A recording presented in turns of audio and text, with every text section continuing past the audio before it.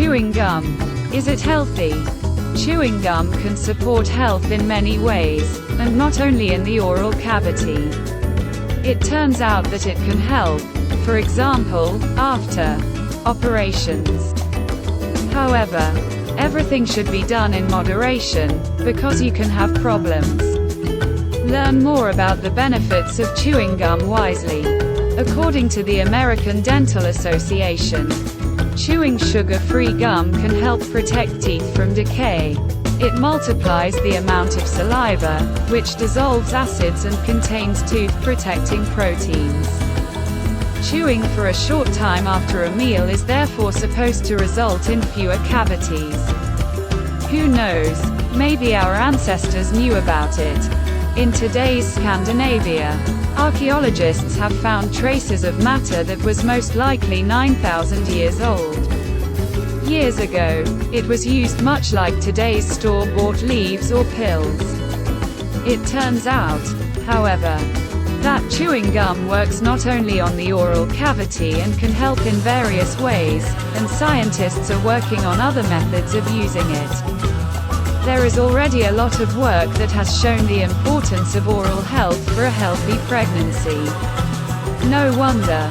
Bacteria present in the dental plaque and those causing inflammation of the gums penetrate into the bloodstream and have an adverse effect, among others, on the circulatory system or the developing pregnancy. Gynecologists usually remind patients planning pregnancy or expecting a child to have their teeth treated before pregnancy and to take care of them during pregnancy. It is also necessary to emphasize oral hygiene and prevent the formation of plaque. There are studies that suggest that poor oral health increases the risk of miscarriage and premature birth. The research of the team from Texas Children's Hospital expands knowledge in this matter and gives hope for a simple and inexpensive way to minimize this risk. They show that chewing gum with xylitol, a natural alcohol used as a sweetener by expectant mothers, significantly reduces the risk of premature birth. Researchers conducted this study in Malawi, whose inhabitants give birth to the highest number of premature babies in the world. It lasted a whole decade and was attended by as many as 10,000 people. Women. The study was randomized. About half of the participants started chewing xylitol-sweetened gum before conception or by the 20th week of pregnancy and received advice on the need to care for the oral cavity. The other half received only advice. The volunteers in the first group chewed gum for only 10 minutes once or twice a day. Surprisingly, the researchers report a significant drop in the number of premature births. The percentage of premature babies in the group of women chewing xylitol gum decreased from 16.5 to 12.6%. At the same time, in the group of women chewing gum with xylitol, fewer babies were born with low weight 8.9%, compared to 12.9%. Women who were only informed about the need to take care of oral health. Chewing gum also improved the oral health of women. What is unique about our study is that we used a readily available, inexpensive and palatable agent to reduce the risk of having a premature or underweight baby. Scientific research shows that xylitol gum supports oral health, and our new approach to birth control has produced exciting results, says Dr. Kirsty Agard, study author. It is with the impact of chewing gum with xylitol on the oral cavity that scientists associate a greater number of normal births. It was a job of passion undertaken with colleagues from Malawi. We had the honor of working together to show the effects of xylitol in chewing gum at or before pregnancy. In women, periodontitis decreased during pregnancy, which was strongly associated with the observed reduction in the number of premature births and underweight newborns, emphasizes the researcher. A different mechanism of action of chewing gum was indicated by researchers from Crosachester Medical Center. They discovered its positive effects after open-heart surgeries. Although it did not support the blood-pumping organ itself, it did protect against other types of complications, intestinal obstruction that sometimes occurs after surgery. No one should self-medicate with chewing gum after heart surgery, but project leader Dr. Sirivan Singh says, before our study, there were no published papers on the use of chewing gum in heart surgery. However, we have found that it can help your bowels return to normal faster. This easy-to-implement intervention can be used in almost all surgical patients. The percentage of patients with impaired intestinal patency dropped from 3.43 to 0.59%, i.e. almost 6 times. Given the minimal risk associated with chewing gum, editorial note, and the extremely low cost of such an intervention, the inclusion of chewing gum in standard care after heart surgery should definitely be seriously considered, adds the expert. After such information, reports from other scientific teams, who talk about similar results obtained after digestive system procedures, should not come as a surprise. Probably our physiology is responsible for such results. Just chewing gum is a signal sent to the brain that soon the intestines will be filled with food content, so they begin to prepare for it. In other words, chewing gum makes them move. At the same time, gum, the one without sugar, can support the second pillar of health, a proper diet. This is indicated, for example, by a study conducted by Louisiana State University, although for the sake of fairness it should be mentioned that it was financed by one of the large rubber manufacturers. In an experiment with over 100 men and women aged 18 to 54, sugar-free gum reduced cravings for snacks, especially sweet-tasting ones. Overall, this study shows the potential of chewing gum to control appetite, reduce snacking and maintain a healthy weight.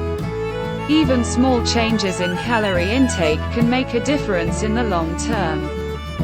This study demonstrates the role that chewing gum can play as an easy-to-use, practical means of reducing snacking and cravings, especially sweet ones, says study author Dr. Paula J. Geiselman. Special gums are also available on the market, with various active substances, for example vitamins. It's worth knowing if they really work or if it's just a marketing ploy. Fortunately, researchers at Pennsylvania State University took a look at it.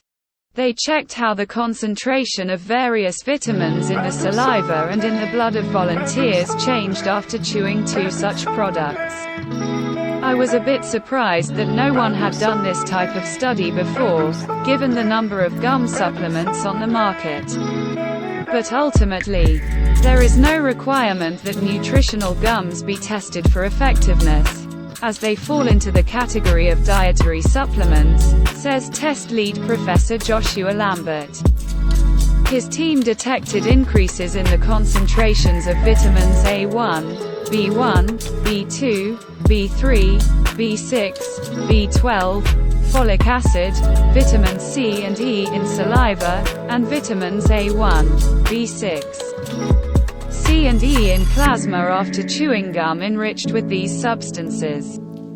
When it comes to blood concentrations, the most significant increase was related to water-soluble vitamins B6 and C. Rubber, however, has the property that various compounds can be added to it. This prompted scientists from the University of Pennsylvania to develop an invention that could even save lives. They presented cinnamon gum that contains the ACE2 protein, the same protein that SARS-CoV-2 attaches to on the surface of human cells. Protein acts as a trap for the virus here. As laboratory tests have already shown, it neutralizes the virions present in saliva. SARS-CoV-2 multiplies in the salivary glands, and we know that when someone is infected and sneezes, coughs or talks, some viruses can escape and infect others. This gum offers the potential to neutralize the virus in saliva, which could mean a simple method of reducing disease transmission, says Dr. Henry Daniel. Now this discovery needs to be tested in human clinical trials. Not always what gives results in laboratory tests gives similar results when tested in humans. As it turns out, chewing gum, or rather its excessive use, can, for example, cause headaches, at least in young people. This was noticed by scientists from Tel Aviv University. They asked 30 patients aged 6 to 19 with chronic migraines to stop chewing gum for a month. Previously, they did it from an hour to 6 hours a day. The results surprised the researchers.